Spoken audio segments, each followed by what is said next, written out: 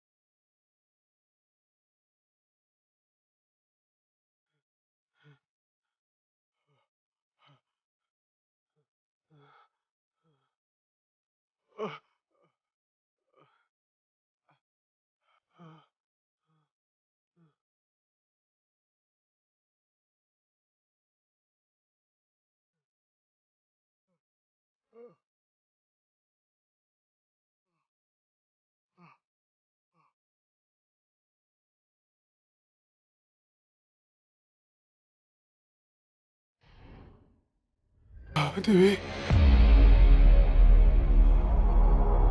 কি হৈছে মোৰ মোৰ খবৰ চুটি হৈ আহিছে। মই উশাহ ল'ব পৰা নাই ভালকে। কি হৈছে মোৰ দেৱী কি হৈছে? কি হৈছে আপোনাৰ? কিয় এনেকুৱাখন কৰিছে? হয় চাওক নাই নাই নাই মোৰ একো হ'ব নোৱাৰে, একো হ'ব নোৱাৰে। মোৰ মোৰ বহুত আশা আছে, বহুত আশা আছে। নোৱাৰেতো, কিন্তু আপুনি এনেকুৱাখন কিয় কৰিছে? মোৰ এইবোৰ একো নহয় না, একো নহয় না দেৱী।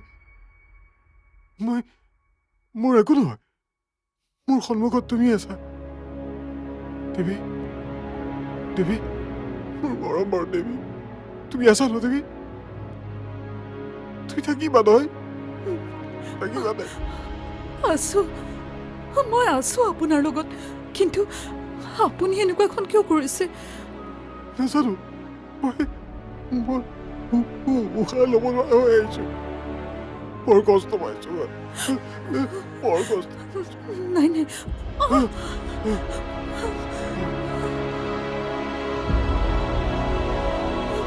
মই তোমাক বহুত কষ্ট দিছো যে, সেইকাৰণে ভগৱানে আজি মোৰ ৰং চাইছে। দেৱী বৰ যন্ত্ৰণা পাইছো মই। আপুনি এনেকুৱা নকৰিবচোন, আপোনাৰ একো নহয়। ৰ'ব, মই মা দেউতাক মাতি দিছো, আমি এতিয়া হস্পিটেল যাব লাগিব।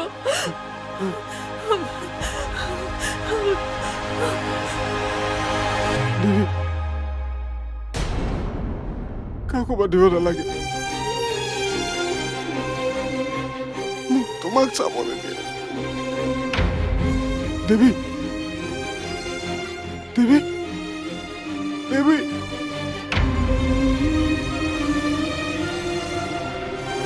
দেৱী কলৈ গলা তুমি? দেৱী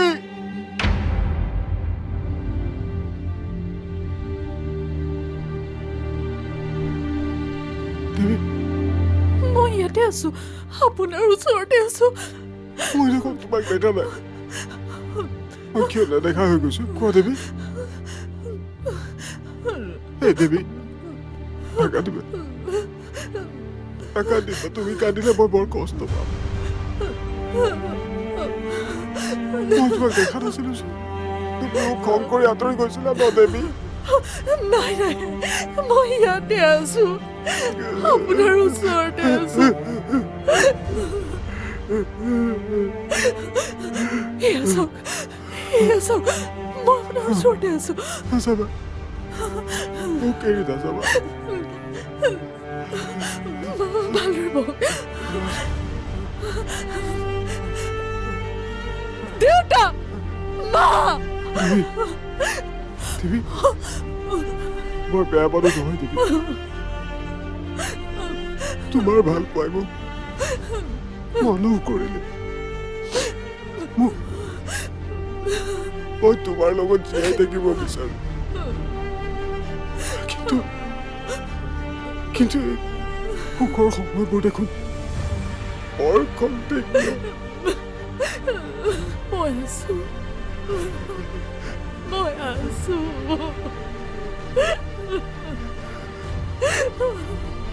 মোৰ যদি কিবা এটা হৈ যায় তেতিয়াহ'লে তুমি মোক কথা দিয়া তুমি তোমাৰ নিজৰ সুখবোৰ বিচাৰি ল'বা কথা দিয়া দেৱী তুমি তোমাৰ সুখবোৰ বিচাৰি ল'বা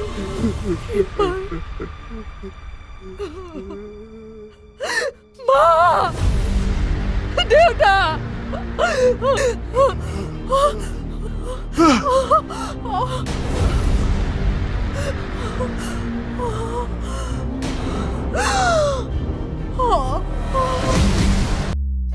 কৃপাল কি হৈছে কেনেকুৱা তেজ সেয়া তুমি সোনকালে যোৱাচোন গাড়ীখন কেনেকুৱা কৰিছে হস্পিটেললৈ লৈ যাব লাগে বেগী দেখা উঠকচোন উঠক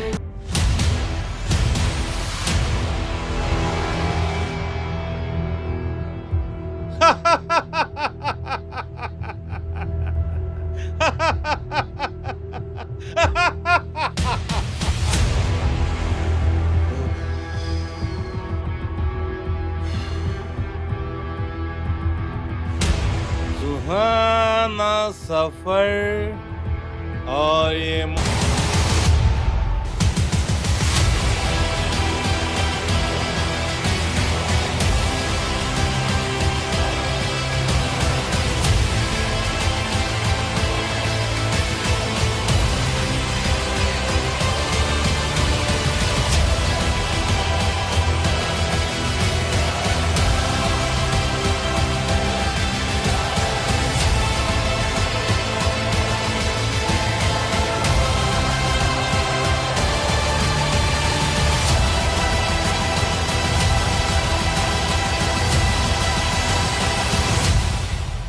হেল্ল' দেৱী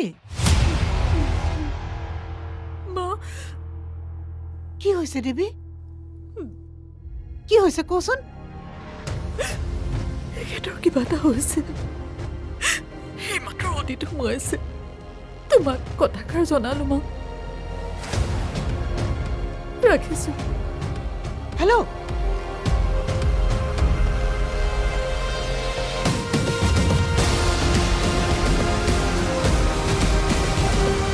হে ভগৱান সেইবোৰ মই কি শুনিছো কৃপালৰ একো নহয়তো মই যাওঁ নহয় আগতে অনেক ফোন এটা কৰি লওঁ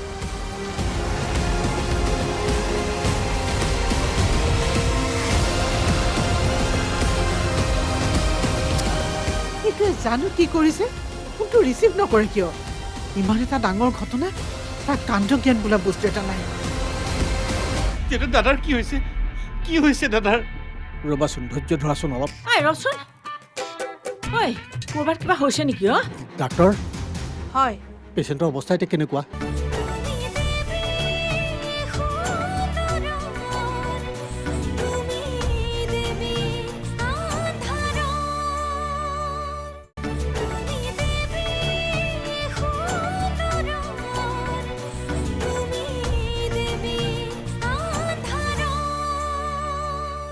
ইমান এটা ডাঙৰ ঘটনা তাৰ কাণ্ড জ্ঞান বোলা বস্তু এটা নাই হেল্ল' মা মই ব্যস্ত আছোঁ পিছত ফোন কৰিম হেল্ল' হেল্ল' অনি শুনচোন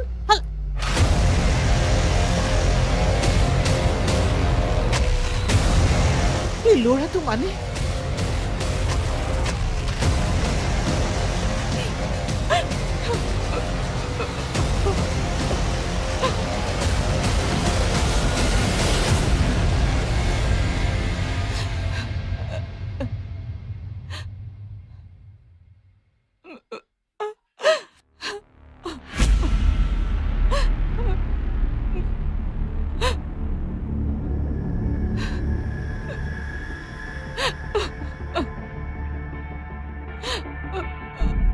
মা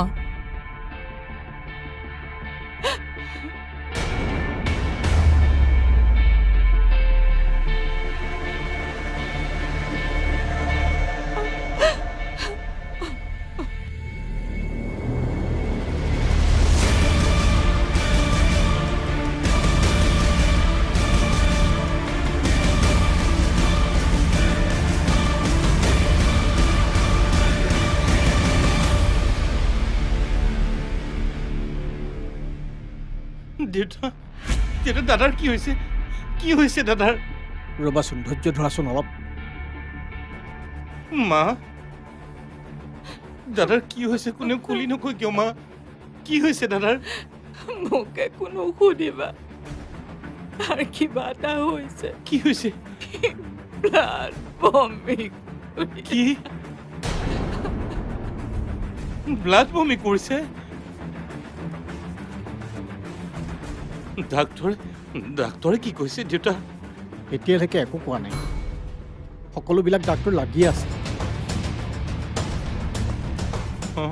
শান্তনু ক তাৰ একো হ'ব নোৱাৰে প্ৰয়োজন হ'লে এই চহৰৰ সকলো ডাক্তৰকে মাতি আনিম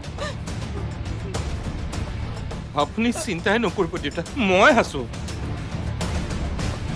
মই থকালৈকে দাদাক একোৱে হ'বলৈ নিদিওঁ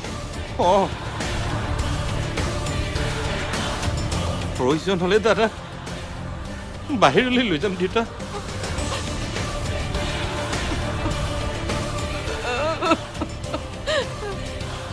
দেউতা প্ৰয়োজন হ'লে দাদাক বাহিৰলৈ লৈ যাম আমি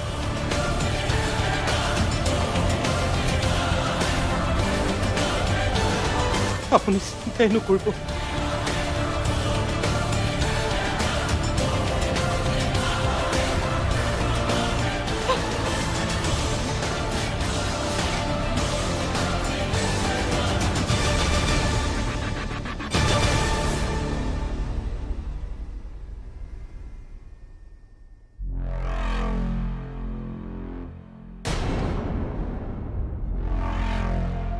এই মোৰ কোচেটো ইমান খৰধৰকৈ ক'লৈ যায় তাক মাতো নে নেমাতো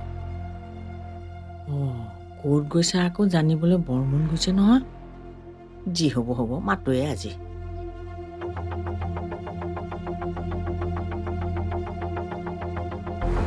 কেনিবা যাওঁ এফালে যাবলগীয়া আছে এইফালে যাবি নহয় নহ'লেনো কোনফালে গৈ আছো ঠিকেইতো ময়ো সেইফালেকে যাম আকৌ তোক সুধিছোঁ কোনফালে যাওঁ এই বা তই ইমান খৰকৈ খোজ কাঢ়িছ যে ৰচোন ঐ ক'ৰবাত কিবা হৈছে নেকি নহয় মানে জানিবলৈ মন যায় দেচোন ঐ ৰচোন তই কিন্তু বৰ খৰকৈ খোজ কাঢ়িব পাৰ দেই ঐ পলাশ ৰচোন ৰচোন ৰতনৰ জীয়েকৰ বোলে বিয়া ল'ৰাটো চাকৰি বাকৰি নাই বেকাৰ মাকৰ আকৌ যি ফুটনি কথা পেহীটো এতিয়া মোৰ এইবোৰ কথা শুনি থাকিবলৈ সময়ো নাই মনো নাই ঐ নেলাগে দে শুনিব মই আকৌ তই নেজানো বুলিহে ঐ ৰচোন ৰ ডাক্তৰ হয় পেচেণ্টৰ অৱস্থা এতিয়া কেনেকুৱা আপুনি যদি এনেকৈ পেট পেটাই যদি মোৰ লগে আহি থাকে মই কিন্তু ডাঙৰ সৰু একো নাচাম কিন্তু কৈ দিলো আৰু কিমান কষ্ট দিবা প্ৰভু মই আৰু সহ্য কৰিব নোৱাৰা হৈ পৰিছো দাদা আমি একো বিপদত নপৰোতো তেওঁলোক ডাঙৰ মানুহ কৰো বুলিলে যিকোনো কাম কৰিব পাৰি।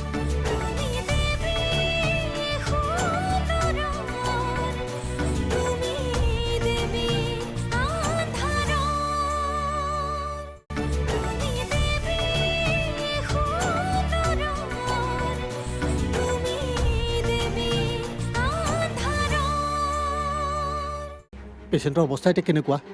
এতিয়া ক'ব নোৱাৰিম, আপুনি অকণমান ধৈৰ্য ধৰক। হয়, আহা।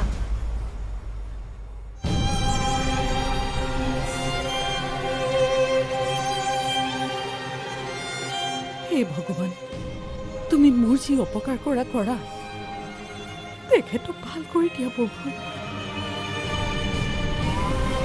ল'ৰাটোক বচাবা প্ৰভু।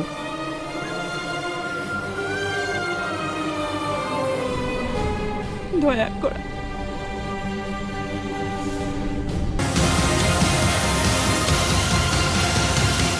আৰু কিমান কষ্ট দিবা প্ৰভু, মই আৰু সহ্য কৰিব নোৱাৰা হৈ পৰিছো। জানি শুনি কোনো অপৰাধ কৰাৰ কথাচোন মনতেই নপৰে। মানুহজনো ইমান সৎ আছিল, তেনেকুৱা এজন মানুহৰ সংসাৰখন যে এনেকুৱা হ'বগৈ মই সপোনতো ভবা নাছিলো। তেখেত থকা হ'লে কিমান যে কষ্ট পালেহেঁতেন। ময়োতো ইমান সহিব পৰা মানুহ নহয়।